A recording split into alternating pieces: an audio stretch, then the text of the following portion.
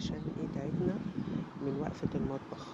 فهنعمل حاجة لطيفة بقى كده، بجيب دايما الفراخ، بحاول اجيبها من غير عظم عشان متاخدش وقت كتير في السوا، وبنعمل لها التتبيلة العادية خالص، الليمون والملح والفلفل ومعلقة مستردة ومعلقة بصل والسبع بهارات، ونخلطهم كويس مع بعض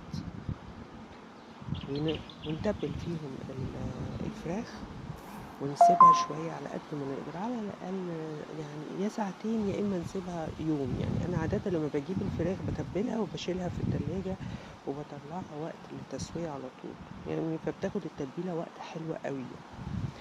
أولا ما بتاخدش سوا وبتبقى ايه سهلة وسريعة برضه.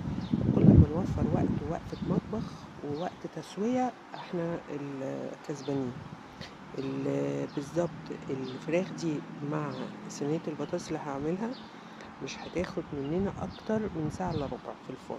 يعني احنا حضرنا اهو، تبلنا الفراخ وسبناها على جنب، وهنيجي تاني يوم او بعد ساعتين نيجي نقطع الخضار ونحطه في الصينية وفوقيه الفراخ وندخله الفرن.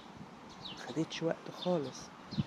على قد ما نقدر نوفر وقتنا ونوفر هنعمل بيها حاجات تانية كتير، يا نقعد مع عيلتنا نشوف الحاجات اللي ورانا، يا نقعد نشوف نقرا كتاب، نتفرج على حاجة مسلية، نعمل أذكار ونعمل حاجات يعني مفيدة لينا ولصحتنا النفسية.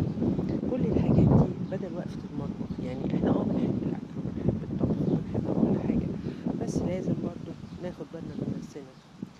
لو بالهنا والشفا وشوف طلعت